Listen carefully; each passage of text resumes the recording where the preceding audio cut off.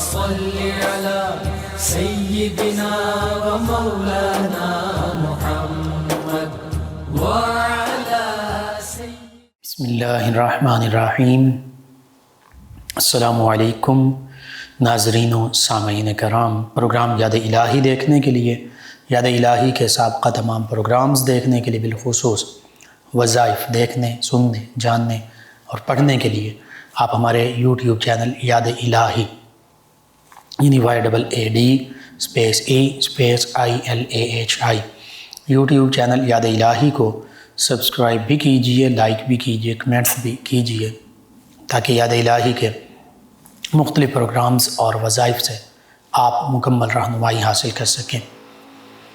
جی ناظرین سامعین، پروگرام یاد الہی میں روزانہ عظیم ہستیوں کے تذکارے پاک کیے جاتے ہیں اور اس کے ساتھ ساتھ کچھ ایسے موضوعات پر گفتگو ہوتی ہے جن سے آپ کو رہنمائی حاصل ہوتی ہے۔ آج سیدنا امام جعفر الصادق رضی اللہ تعالیٰ عنہ آپ کے حوالے سے گفتگو ہوگی، اور 22 رجب کا جو ختم نیاز اس حوالے سے، اس سے پہلے کتاب الشفاء سے آج کا خاص وظیفہ مرگی سے چھٹکارا پانے کے لیے وظیفہ۔ اگر کسی شخص کو مرگی کے دورے پڑتے ہوں تو نماز فجر کے بعد ایک کاغذ پر آقا کریم صلی اللہ علیہ وآلہ وسلم کا اسم گرامی المرتضیٰ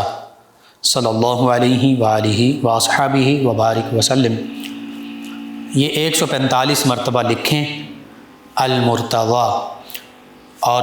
وہ کاغذ پانی میں بھگو کر مریض کو پلائیں، یعنی پانی اس میں مکس کریں اور مریض کو پلائیں، انشاءاللہ شفا نصیب ہوگی۔ دوبارہ سماعت کر لیجئے، مرگی سے چھٹکارا پانے کے لیے وظیفہ۔ اگر کسی شخص کو مرگی کے دورے پڑتے ہوں تو نماز فجر کے بعد ایک کاغذ پر رسول اللہ صلی اللہ علیہ وسلم کا اسم گرامی المرتضیٰ صلی اللہ علیہ وآلہ وسلم 145 مرتبہ لکھیں اور وہ کاغذ پانی میں بھگو دیں۔ اب پانی جو ہے یہ مریض کو پلائیں، انشاءاللہ شفا نصیب ہوگی۔ تو آپ کو ضرورت ہے ضرور یہ روحانی علاج کیجئے، اپنے اعزاء اقرباء، رشتہ دار، دوست، احباب، پڑوسی،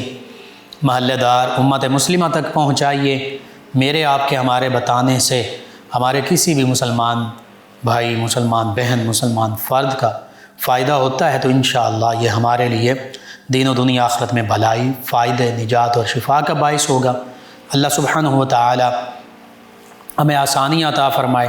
ہمیں آسانیاں بانٹنے والا بنائے، مشکلات سے ہماری حفاظت فرمائے، آمین۔ جی ناظرین سامعین، ختم نیاز سیدنا امام جعفر الصادق رضی اللہ تعالی عنہ۔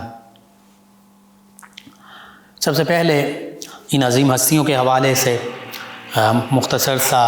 کلام میں کر لوں۔ اس کائنات میں ساری اللہ تعالیٰ کی مخلوقات میں سب سے افضل و اعلیٰ، برتر و بالا، عظیم ہستی سب سے وہ میرے آپ کے ہم سب کے آقا و مولا صلی اللہ علیہ وآلہ وسلم ہیں۔ ایک بندہ مومن کے لیے کم از کم اس بات کا جاننا ضروری ہے، ماننا ضروری ہے اللہ تعالیٰ کی وحدانیت کے حوالے سے، کہ اللہ تعالیٰ وہ ہستی ہے، اللہ رب العزت وہ ہستی ہے کہ جو واحد ہے۔ سورہ اخلاص ہی کو سامنے رکھ لیجئے کہ اللہ هو اللہ احد، وہ اللہ ایک ہے، کوئی دوسرا خدا نہیں ہے، کوئی دوسرا اس کے سوا عبادت کے لائق نہیں ہے، اللہ کے سوا کسی کو بھی سجدہ جائز نہیں ہے، تعظیم کی نیت سے کریں گے تو حرام ہے، گناہ ہے، اور اگر خدا سمجھ کر، معاذ اللہ معبود سمجھ کر اگر کوئی بھی کسی انسان کو یا کسی اور کائنات کی کسی بھی چیز کو سجدہ کرے گا خدا سمجھ کر، تو پھر یہ کفر ہے، یہ شرک ہے۔ اور اگر تعظیم کی نیت سے کرے گا، اگرچہ پہلی نیتوں میں تعظیمی سجدہ روا تھا، لیکن اگر اب شریعت محمدیہ میں اگر کوئی تعظیم کی نیت سے بھی سجدہ کسی انسان کو کسی بھی چیز کو سجدہ کرے گا اللہ کے سوا تو وہ کفر ہوگا، وہ شرک ہوگا، یعنی خدا سمجھ کر۔ اسی طرح اللہ رب العزت واحد و یکتا ہے، اس کے سوا کوئی دوسرا خدا نہیں، اور وہ واجب الوجود ہے، وہ مستحق عبادت ہے، یعنی اللہ تعالیٰ ازل سے ہے، ہمیشہ سے ہے، ہمیشہ تک کے لیے۔ اسی طرح اللہ کے سوا کوئی عبادت کے لائق نہیں ہے۔ پھر اللہ تعالیٰ کی ذات اور صفات میں کوئی اس کا ہمسر نہیں، کوئی اس کی برابری کرنے والا نہیں۔ اللہ صمد، وہ بے نیاز ہے، وہ کسی کا محتاج نہیں ہے، ساری کائنات اسی کی محتاج ہے۔ لم یلد ولم یولد، اس کا کوئی خاندان نہیں، اس نے کسی کو جنا نہیں، اس سے کوئی جنا نہیں گیا، یعنی اس کی کوئی اولاد نہیں، اس کا کوئی ماں باپ نہیں، وہ خدا ہے۔ اور ولم یکن لہ کفوا احد، کوئی اس کا ہمسر نہیں، کوئی اس کی برابری کرنے کا دعویٰ نہیں کر سکتا، کوئی اس کے برابر نہیں، نہ ہی ذات میں نہ صفات میں۔ یہ توحید ہے۔ اور اللہ خالق ہے، مالک ہے، رازق ہے، معبود ہے، مسجود ہے۔ اب اللہ رب العزت کی تمام مخلوقات میں سب سے افضل و اعلیٰ، برتر و بالا وہ ہستی میرے آپ کے ہم سب کے آقا و مولا صلی اللہ علیہ وآلہ وسلم، پھر تمام انبیاء و مرسلین علیہم الصلاۃ والتسلیم، ان میں سے بھی اولو العزم انبیاء و مرسلین علیہم الصلاۃ والتسلیم، اور کم و بیش 1,24,000 انبیاء کرام رسول اعظام علیہ السلام اس کائنات میں تشریف لائے۔ ہم سب پر ایمان لاتے ہیں، سب کی تعظیم و توقیر بجا لاتے ہیں۔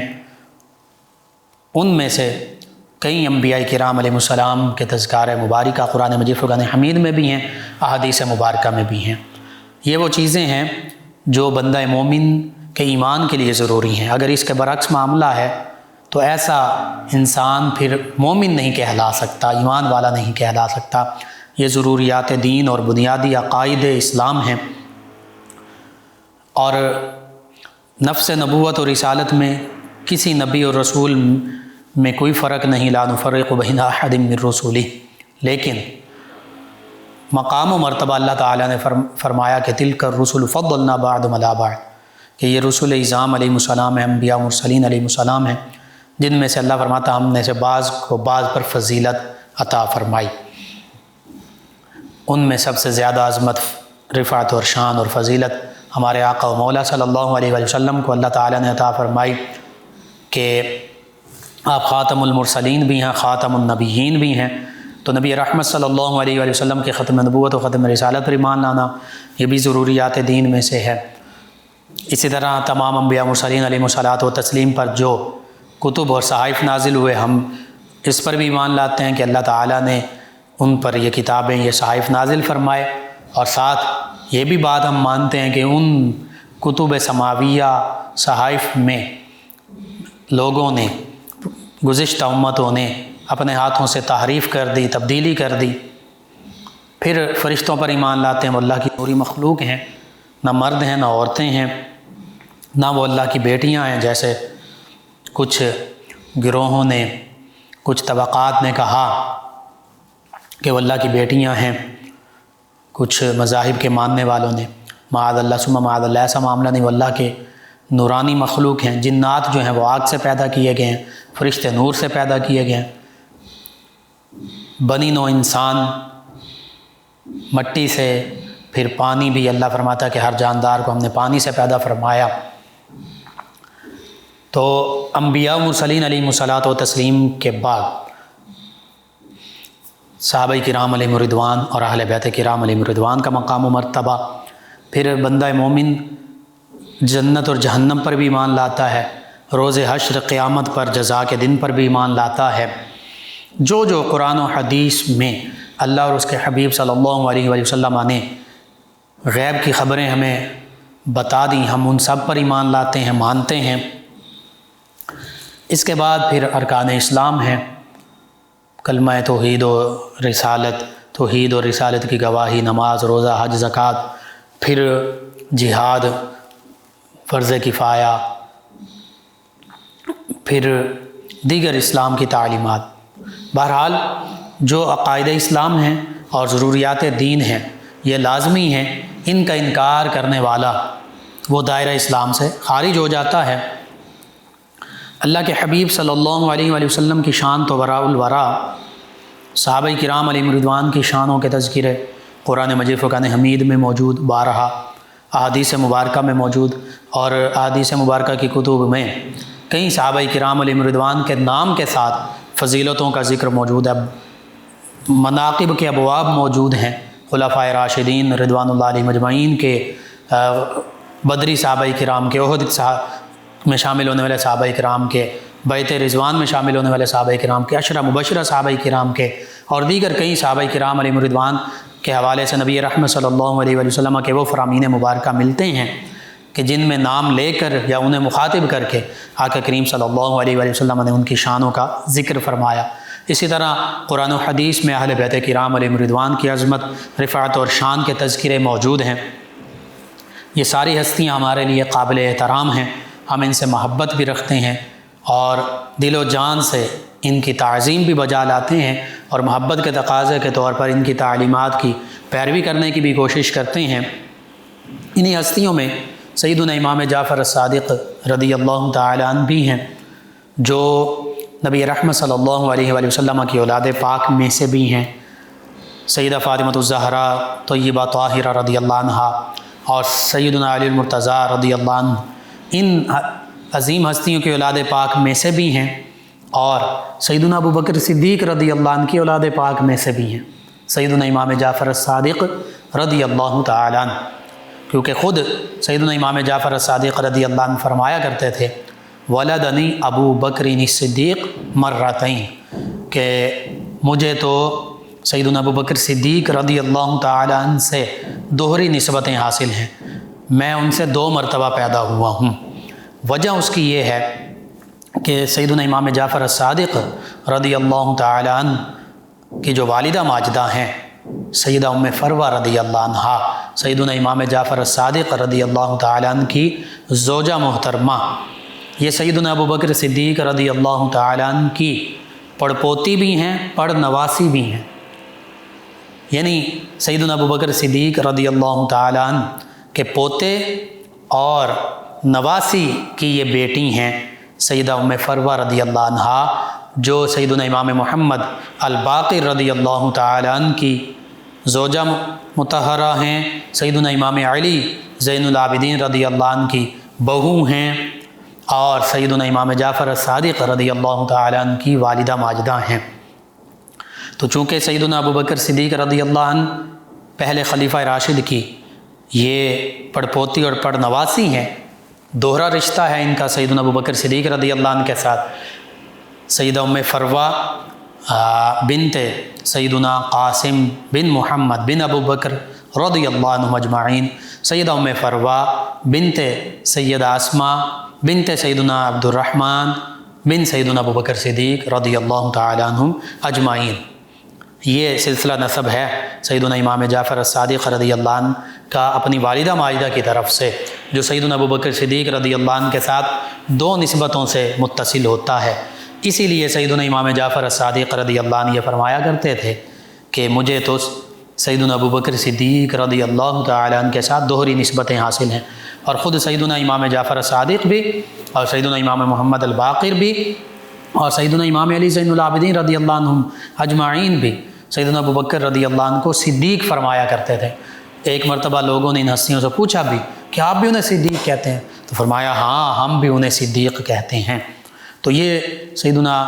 امام جعفر الصادق رضی اللہ تعالیٰ عنہ کا ننیالی خاندان، تو یوں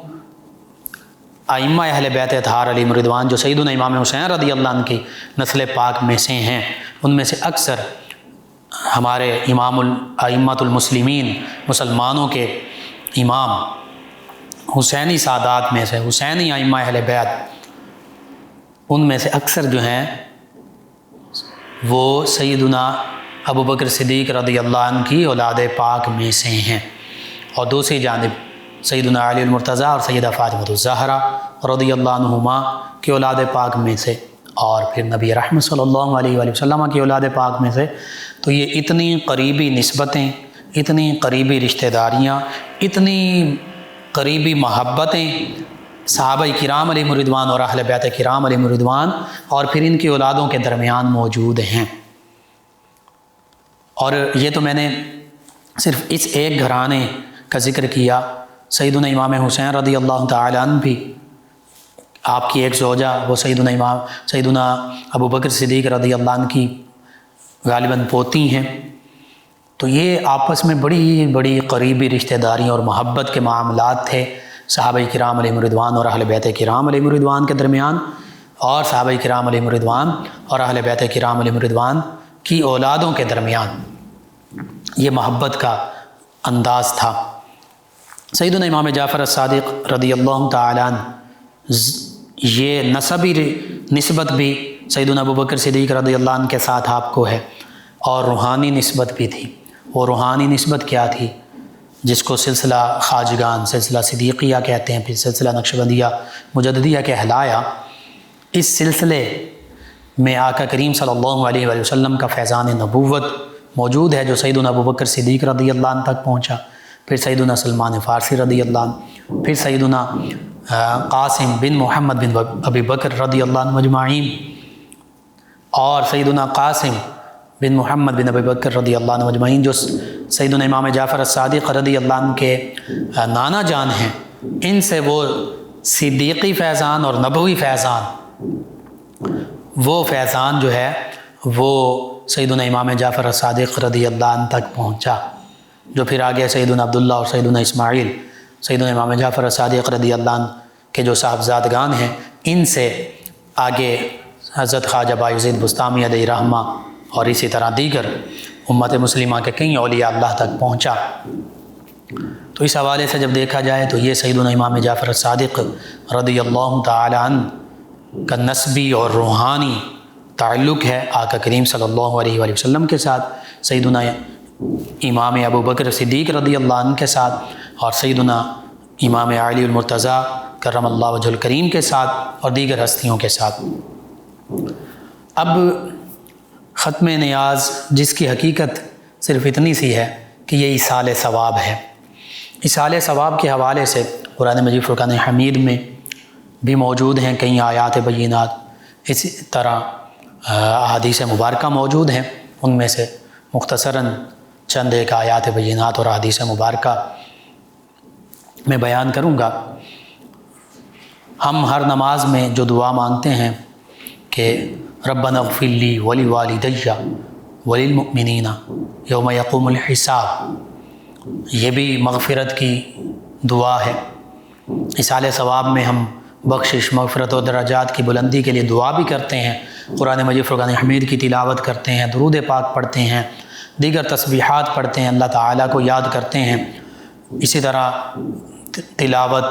بعض اوقات اگر محافل کی صورت میں ہو تو تلاوت کی جاتی ہے،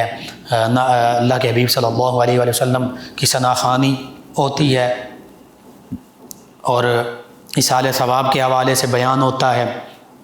اسی طرح بعض اوقات اللہ کے راستے میں صدقہ اور خیرات کیا جاتا ہے، کھانا تقسیم کیا جاتا ہے، تو عام لوگوں کو، ضرورت مندوں کو ان کو پہنچایا جاتا ہے۔ تو ان میں سے کوئی بھی چیز علیحدہ علیحدہ، یعنی کوئی بھی چیز ان میں سے نہ حرام ہے، نہ ناجائز ہے، نہ ممنوع ہے، نہ مکروہ ہے، یعنی تلاوت کلام پاک باعث اجر و ثواب، اللہ کے حبیب صلی اللہ علیہ وآلہ وسلم کی ثنا خوانی باعث اجر و ثواب، ذکر اذکار باعث اجر و ثواب، واعظ و نصیحت قرآن و حدیث کے حوالے سے ایصال ثواب، یا کسی بھی ہستی کے حوالے سے ان کے فضائل و مناقب بیان کرنا باعث اجر و ثواب، لوگوں کو کھانا کھلانا باعث اجر و ثواب۔ تو کوئی بھی چیز معاذ اللہ ثم معاذ اللہ نہ حرام ہے، نہ مکروہ تحریمی، نہ تنزیہی، بلکہ یہ ساری چیزیں کم از کم بھی اگر دیکھا جائے تو مستحبات میں ہیں، قرآن مجید فرقان حمید کی تلاوت کرنا کم از کم سنت میں شامل ہے۔ اسی طرح دیگر معاملات تو کوئی بھی چیز ناجائز نہیں ہے، کھانا یا صدقہ خیرات کرنا اس کا بھی حکم ہے، تلاوت کلام پاک کا بھی حکم ہے۔ تو یہی اگر معاملات کسی بھی دن سال تعین بھی وہ بھی فرض واجب نہیں ہے، سال کے کسی بھی دن چاہے وہ 22 رجب ہو 23 رجب ہو، کوئی اور مہینہ کوئی اور دن ہو تو کیا جا سکتا ہے، کہیں بھی ناجائز نہیں، غیر مشروع نہیں، منع نہیں۔ اب ربنا اغفر لی ولوالدی وللمؤمنین یوم یقوم الحساب، یہی ہم ہر نماز میں روزانہ 5 مرتبہ، بلکہ جتنی ہم رکعات پڑھ رہے ہوتے ہیں اور آخری رکعات جو قادہ اخیرہ ہوتا ہے اس میں ہم یہی دعا مانگتے ہیں۔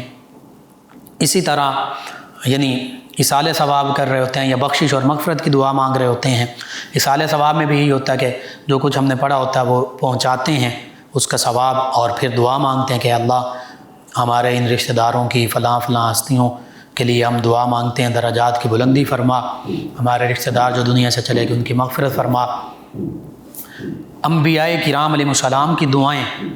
سورہ نوح میں، سورہ ابراہیم میں اور دیگر صورتوں میں ہمارے پاس قرآن مجید فرقان حمید میں موجود ہیں۔ انبیاء مرسلین علیہ الصلاۃ والتسلیم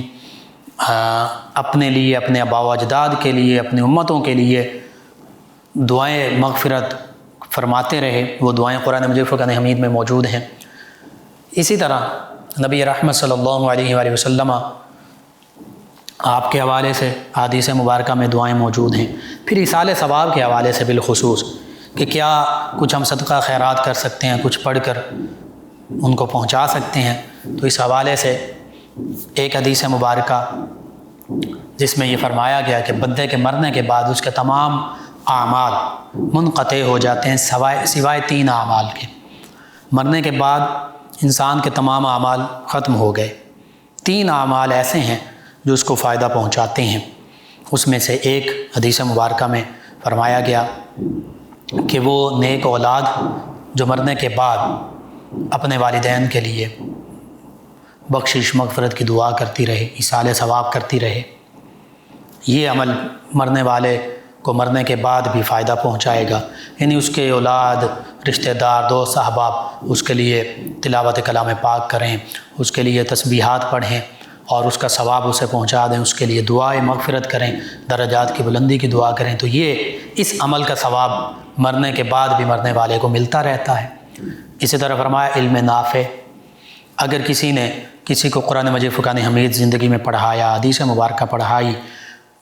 اسلام کی تعلیمات لوگوں تک پہنچائیں، نفع مند علم کتابیں لکھ دیں جس سے لوگوں نے نفع حاصل کیا، فائدہ حاصل کیا، یا شاگرد ایسے بنائے جو آگے سے آگے قرآن و حدیث اور اسلام کی تعلیمات اور نفع مند علم کو پہنچا رہے ہیں، تو یہ بھی مرنے والے کے حق میں جب تک وہ علم آگے سے آگے پہنچتا جائے گا اس وقت تک مرنے والے کے حق میں یہ فائدے کا باعث ہوگا، بخشش و مغفرت، درجات کی بلندی کا باعث ہوگا۔ تیسرا، کوئی بھی اچھا عمل کیا، صدقہ خیرات کر دی،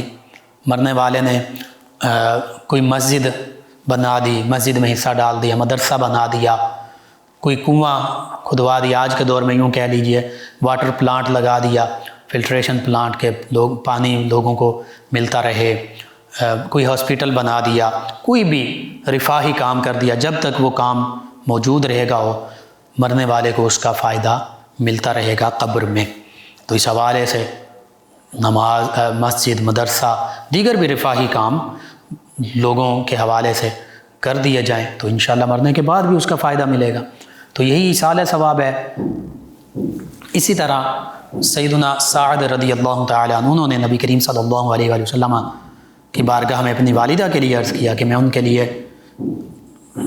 ایک کنواں انہوں نے کھدوایا پانی جس سے نکلتا لوگوں کے فائدے کے لیے، تو انہوں نے عرض کیا کہ کیا میں اپنی والدہ کے لیے ایصال ثواب کر سکتا ہوں، ان کی طرف سے کوئی نیک کام کر سکتا ہوں؟ اور پھر اپنا بتایا کہ اس طرح کنویں کا، تو آقا کریم صلی اللہ علیہ وسلم حاضہ لأم سعد، کہ یہ ام سعد کی ماں کے لیے ہے، یعنی سیدنا سعد رضی اللہ عنہ کی والدہ کو اس کا ثواب ملتا رہے گا۔ اگر کنویں کھدوانے کا ثواب فوت شدگان کو ملتا ہے تو پھر قرآن مجید فرقان حمید پڑھنے کا ثواب کیا انہیں سال نہیں کیا جا سکتا؟ پھر تسبیحات، ذکر اذکار، درود پاک کا ثواب انہیں نہیں پہنچایا جا سکتا؟ ضرور پہنچایا جا سکتا ہے۔ پھر کھانے کا ثواب بھی انہیں پہنچایا جا سکتا ہے۔ کنویں کا پانی بھی لوگوں نے پینا تھا تو ثواب سیدنا سعد رضی اللہ عنہ کی والدہ کو ملنا تھا۔ اسی طرح کھانا بھی لوگوں نے کھانا ہے تو ثواب جس کے لیے آپ وہ کھانا کھلا رہے ہیں اپنے فوت شدگان کے لیے، صحابہ کرام کی بارگاہ میں ان کے حوالے سے پیش کر رہے ہیں، ہدیتاً اہل بیت کرام علیہم رضوان کے حوالے سے پیش کر رہے ہیں، آقا کریم صلی اللہ علیہ وسلم کی بارگاہ میں ہدیتاً پیش کر رہے ہیں، تو انشاءاللہ ان ہستیوں کے درجات بھی بلند، پہلے ہی بلند ہیں، اللہ تعالی مزید بلند فرمائے گا۔ اور اس دیگر آپ نے اگر رشتہ داروں کے لیے ان کی بخشش و مغفرت کے لیے، درجات کی بلندی کے لیے یہ اعمال بجا لائے ہیں تو ان کو اصال ثواب بھی پہنچے گا، ان کی بخشش و مغفرت اور اس طرح رفع درجات کا ذریعہ بھی بنے گا یہ معاملہ انشاءاللہ۔ تو اب حقیقت یہی ہے، انما الاعمال بالنیات، اعمال کا دار و مدار نیتوں پر ہے۔ اسی نیت سے کہ جی نبی کریم صلی اللہ علیہ وسلم کی بارگاہ میں ہدیتاً عقیدتاً ہم یہ پیش کریں گے، صحابہ کرام علیہم رضوان کی بارگاہ میں پیش کریں گے، اہل بیت کرام علیہم رضوان کی بارگاہ میں پیش کرتے ہیں۔ اور بالخصوص اگر کسی صحابی رضی اللہ عنہ یا کسی اہل بیت میں سے کسی ہستی کا نام لے کر بھی کہہ دیا کہ یہ ان کے ختم نیاز کے لیے ہے، ان کی رفع درجات کے لیے ان کی بارگاہ میں ہدیتاً پیش کرتے ہیں، تو بالکل ان ہستیوں کی بارگاہ میں بھی ثواب پہنچے گا اور ہمیں بھی اس کا اجر ملے گا۔ تو اس حوالے سے اگر اس تناظر میں دیکھا جائے تو کونڈے ہوں، کھانا کھلانا ہو، حلوہ پوری ہو، کوئی بھی فرض واجب نہیں ہے، کوئی نہیں کرتا تو اسے گناہ بھی نہیں ہے، اور اگر کوئی اچھی نیت کے ساتھ کر رہا ہے تو اس کے لیے منع بھی نہیں ہے، بالکل کر سکتے ہیں۔ ہاں، اس ختم نیاز کے حوالے سے غیر شرعی پابندیاں لگا دینا کہ جی یہیں پر کھائیں گے، وہاں نہیں لے جا سکتے، یا روشنی کے بعد نہیں کھا سکتے، تو اس حوالے سے یہ پابندیاں یہ اپنی طرف سے لگائی گئی ہیں، ان کی قید نہیں ہوگی۔ دن میں کھائیں، شام میں کھائیں، صبح میں کھائیں، گھر میں کھائیں، باہر لے جائیں، لوگوں کو کھلائیں، کوئی حرج نہیں ہے۔ اور پھر وہی بات، انما الاعمال بالنیات، آپ کس نیت کس ارادے سے یہ کر رہے ہیں۔ دوسری طرف بعض اوقات غیر ضروری سوال اٹھائے جاتے ہیں، وہ بھی ان کی ضرورت نہیں ہے، اور ایصال ثواب کے لیے یہ کیا جا سکتا ہے۔ پھر یہ دیکھیے کہ سیدنا امام جعفر الصادق رضی اللہ تعالیٰ عنہ، صحابہ کرام علیہم رضوان ہوں، دیگر اہل بیت کرام علیہم رضوان ہوں، نبی رحمت صلی اللہ علیہ وآلہ وسلم کی ذات بابرکات ہو، ہمیں تو چاہیے کہ ہم ہر لمحہ، ہر لحظہ، ہر گھڑی ان ہستیوں کے حوالے سے کچھ نہ کچھ پڑھ کر ان کی بارگاہ میں ہدیتاً عقیدتاً تحفتاً پیش کرتے رہیں۔ اور اگر تعین بھی کیا جائے تو تعین میں بھی یوں حرج نہیں ہے، تعین کرنے میں بھی، تعین میں صرف یہی ہوتا ہے کہ لوگ اکٹھے ہوں گے اور آسانی کے ساتھ ایک خاص وقت میں بیٹھ کر ہم ایصال ثواب بھی کر لیں گے اور قرآن مجید فرقان حمید کی تلاوت کریں گے، اسی طرح ذکر اذکار کریں گے، تسبیحات کریں گے، تو یہ بھی منع نہیں ہے۔ ہاں، جس چیز سے شریعت اسلامیہ نے روکا ہے، منع کیا ہے، اگر وہ چیز شامل کریں گے ہم تو بالکل اس سے روکا جائے گا، اس سے منع کیا جائے گا، لیکن جو شریعت اسلامیہ نے جس چیز سے ہمیں منع نہیں کیا اس سے ہم کسی کو بھی منع نہیں کر سکتے، روک نہیں سکتے۔ تو اس حوالے سے یہ چند ایک گزارشات ہیں، ان کو ذہن نشین کرنا چاہیے۔ پھر میں دوبارہ عرض کر دیتا ہوں کہ فرض واجب بھی نہیں ہوتا یہ معاملہ، یہ محبت کا ایک انداز ہوتا ہے، اچھی نیت کے ساتھ اگر کر رہے ہیں تو بالکل تمام ہستیوں کے ایصال ثواب کے لیے کیا جا سکتا ہے، لیکن اگر کہیں دل میں کوئی اور نیت ہے، کوئی اور شائبہ ہے، تو اللہ تعالیٰ دلوں کی نیتوں کو بہتر جانتا ہے، تو جیسی نیت ویسی مراد، جس نیت سے کوئی عمل کرے گا اسی نیت کے مطابق اس کا اجر ملے گا۔ اچھی نیت سے کر رہے ہیں، کرتے ہیں تو بالکل جائز ہے، مشروع ہے، کوئی حرج نہیں ہے، کریں گے اس کا اجر و ثواب ملے گا۔ اور اگر کہیں کوئی کسی بری نیت، برے ارادے کے ساتھ کوئی معاملہ یا غیر شرعی رسومات اس میں شامل کر لیتا ہے تو پھر اللہ تعالیٰ ہی ہر چیز کو جاننے والا ہے، واللہ علیم بذات صدور، وہ دلوں کی ہر بات جاننے والا ہے، تو اسی نیت کے مطابق پھر بری نیت سے اگر کوئی کرتا ہے یا کر رہا ہے تو پھر برا ہی اس کا بری جزا ہوگی، اس کی جزا بھی اسی کے مطابق ہوگی۔ باقی شریعت کا جو معاملہ ہوتا ہے وہ ظاہر پر منطبق ہوتا ہے، یعنی جو ظاہری طور پر معاملات ہوتے ہیں اس کے حوالے سے شریعت اسلامیہ کے ذریعے رہنمائی حاصل ہوتی ہے۔ اب دل کے جو معاملات ہیں وہ اللہ تعالیٰ بہتر جانتا ہے، شریعت جو ہے وہ ظاہر پر لاگو ہوتی ہے، ظاہری حکم جو ہے وہ لاگو ہوتا ہے۔ اللہ سبحانہ و تعالیٰ سے یہ دعا، اللہ تعالیٰ ہمیں اپنا ظاہر و باطن بہتر فرمانے کی توفیق عطا فرمائے، ہمیں تمام اعمال اللہ تعالیٰ کی رضا کی خاطر کرنے کی توفیق عطا فرمائے، شریعت اسلامیہ کے مطابق یہ اعمال سر انجام دینے کی توفیق عطا فرمائے، آمین۔ اللهم صل على سيدنا ومولانا محمد وعلى سيدنا۔ سماعت فرما رہے ہیں پروگرام یاد الہی۔ اس دوران ہیرا صاحبہ نے میں جوائن کیا، کہتی ہیں السلام علیکم، کیسے ہیں آپ؟ جی وعلیکم السلام ورحمۃ اللہ، الحمدللہ۔ انہوں نے کہا آپ کا پروگرام بہت اچھا ہے اور ہم روزانہ سنتے ہیں۔ جی شکریہ آپ کا۔ مبشر صاحب ہیں فیصل آباد سے، قرض کے حوالے سے کہتے ہیں کہ کوئی وظیفہ بتا دیں قرض سے نجات کا۔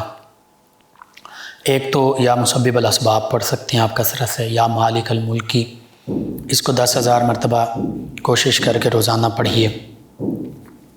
اور اس کے ساتھ ساتھ درود تنجینا پڑھیے، انشاءاللہ اللہ تعالیٰ بہتری فرما دے گا۔ ان کے علاوہ میں جوائن کیا 208 چک ڈوگرا والا سے، ہمارے ریگولر لسنرز ہیں، افتخار ڈوگر صاحب، غلام رسول صاحب، محمد علی عباس صاحب، غلام حسین صاحب، کہتے ہیں آپ کا پروگرام سن رہے ہیں، جی شکریہ آپ کا۔ ایک اور لسنر ہیں مانا والا سے، کہتے ہیں کہ انسان جب فوت ہو جاتا ہے تو لوگ دعا کے لیے آتے ہیں، تو شام کے بعد تعزیت کی جا سکتی ہے، دعا کی جا سکتی ہے؟ جی بالکل کی جا سکتی ہے۔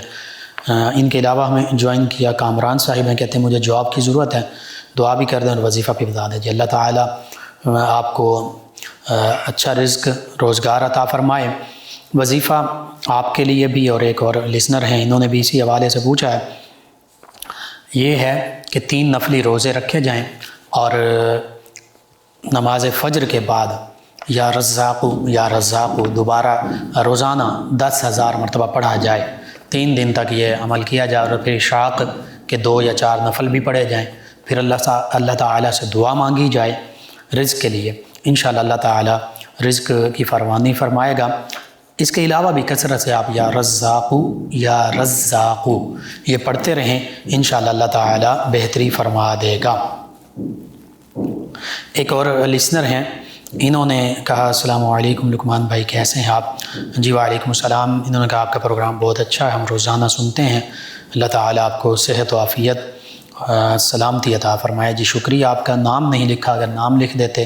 تو میں نام بھی بول دیتا۔ آپ تمام ویورز کا، لسنرز کا شکریہ، آپ ہمیں جوائن کرتے ہیں، پروگرام یاد الہی میں شامل ہوتے ہیں، اپنے فیڈ بیک سے ہمیں آگاہ کرتے ہیں، اپنے پسندیدگی سے نوازتے ہیں، پروگرام کو سنتے ہیں، اللہ تعالیٰ آپ کو بھی اجر و ثواب عطا فرمائے۔ ناظرین و سامعین، پروگرام یاد الہی کا وقت ختم ہو جاتا ہے، انشاءاللہ کل صبح دوبارہ آپ سے ملاقات ہوگی۔ پروگرام یاد الہی میں اپنے میزبان محمد لقمان رضا اور ہماری ٹیم کو اجازت دیجیے، اللہ نگہبان۔ اللهم صل على سيدنا ومولانا محمد